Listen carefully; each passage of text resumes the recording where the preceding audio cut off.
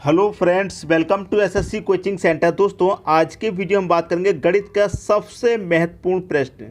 सबसे महत्वपूर्ण क्या है अभी पता लग जाएगा वीडियो को देखने के बाद। तो पूरा वीडियो देखिएगा, इंपॉर्टेंट टॉपिक है जिसमें एलसीएम और एचसीएफ के प्रश्न पूछे जाते हैं। पूरा वीडियो देखिएगा, सब कुछ समझ में आएगा। चलिए स्टार्ट करते हैं। पहला प्रश्न है आपका, 28 और 42 के एलसीएम और एचसीएफ किस अनुपात में हैं? भाई बहुत अच्छा प्रश्न है। 28 और 42 के एलसीएम और एचसीएफ का दोनों का अनुपात पूछ रहा है। किस किस का? 28 और 42।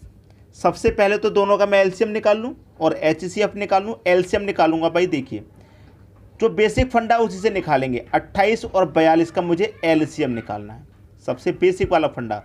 2 से कटाऊंगा 14 बार में कटेगा, ये कटेगा 21 बार में। 2 से कटाऊंगा ये 7 बार में कटेगा और ये नहीं कटेगा। अब देखिए 2 से तो कोई संख्या नहीं कट रही, तो 7 से ये भी कटेगा, 7 से ये भी कटेगा। तो 7 से 1 बार में गया, 7 से ये 3 बार में गया। अब 3 से कट जाएगा ये, ठीक है। अब 3 सत्ते 21, 21 का मल्टीप्लाई 2 से करेंगे 42 और 42 का मल्टीप्लाई 2 से करेंगे कितना आ जाएगा? 84। तो एलसीएम निकल के आ गया 84। एलसीएम कितना? 84। अब निकालते हैं एचसीएफ।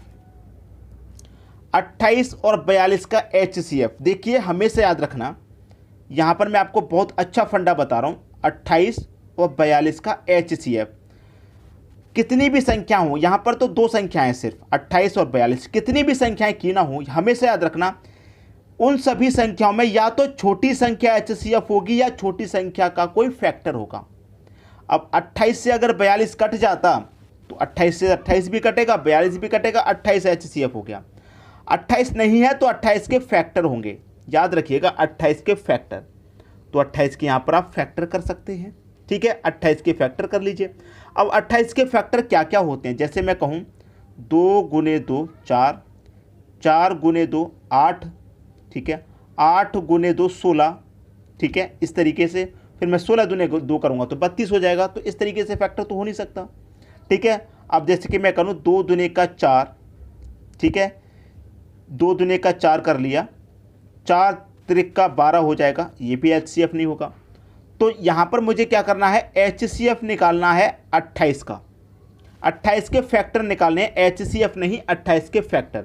28 के फैक्टर निकालने, हमेशा याद रखना कितनी भी संख्याएं क्यों ना हो, जो सबसे छोटी है उसी से कटा के देखिए पहले। अगर कट गया तो ठीक, नहीं कटेगा तो उसके फैक्टर कर लीजिए। अब मैं यहाँ पर क्या करूँगा? 28 के फैक्टर करूँगा। तो 28 के फैक्टर देखिए क्या क्या हो सकता है। अगर 14 गुने 2 करूँगा तो 28 होता है, भाई 14 दुने का 28 होता है। और 14 से आपका 42 भी कट जाएगा, भाई 14 त्रिक का 42 होता है। तो 14 से 42 भी कट गया और मैंने 14 से 28 भी कटेगा और 28 के मैंने फैक्टर किए, 14 गुने 2 28 होता है।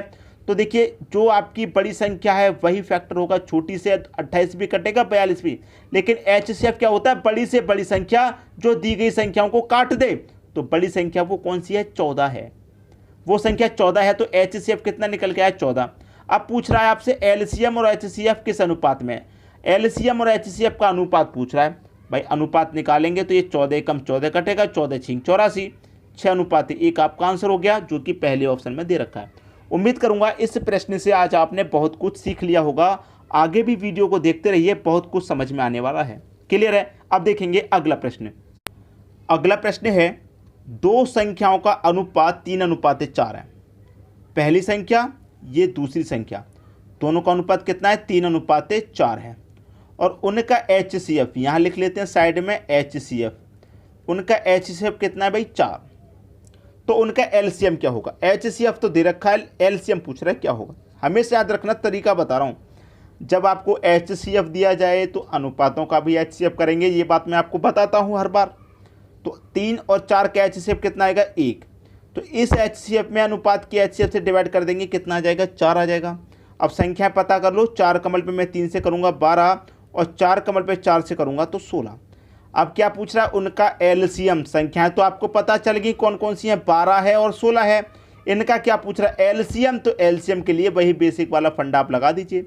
2 से कटाएंगे 6 बार में, 2 से कटेगा 8 बार में, 2 से कटाएंगे 3 बार में, 2 से कटेगा 4 बार में, 2 से कटाएंगे 3 कटेगा नहीं, ये 2 बार में कट जाएगा। अब 2 से कटाएंगे 3 कटेगा नहीं, 1 बार में कट जाएगा। और 3 से 3 1 बार में कट गया। 3 दूने का 6, 6 दूने का 12, 12 दूने का 24, 24 दूने का 48। तो एलसीएम कितना आया भाई? एलसीएम आ गया 48। किस ऑप्शन में है 48? डी ऑप्शन में है 48। ये आपके प्रश्न का बिल्कुल सही जवाब है। एकदम ऐसा तरीका बता रहा हूँ जिससे आप कभी भूलने की कोशिश भी करें तब भी नहीं भुला पाएँ, दिमाग में सेट हो जाएगा जिंदगी भर के लिए। उस तरीके से मैं आपको समझा रहा हूँ। अब देखेंगे अगला प्रश्न। अगला प्रश्न है, दो संख्याओं का HCF और LCM 21 और 84 है। HCF कितना है? 21 और LCM कितना है? 84 है। ठीक है, यही दे रखा है।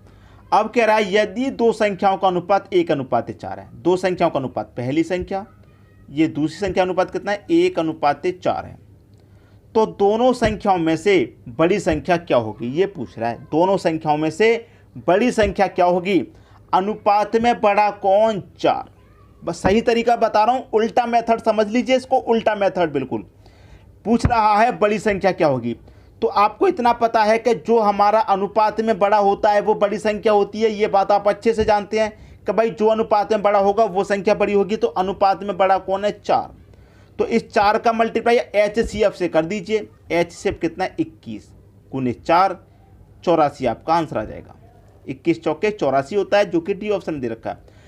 अगर आप LCM से गुना करेंगे तो गलत हो जाएगा, हमेशा HCF से गुना कीजिए। अगर HCF और LCM दोनों दे रखा है तो आपको HCF से गुना कर देना है बड़ी संख्या के अनुपात से।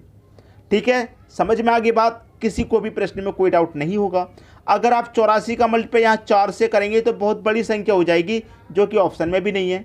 ठीक है, लेकिन डायरेक्ट फंडा बता रहा हूँ, जो अनुपात में बड़ा होगा वो संख्या बड़ी होगी और उसका मल्टीप्लाई आपको HCF से करना है। ठीक है, समझ में आ गई बात? अब देखेंगे अगला प्रश्न।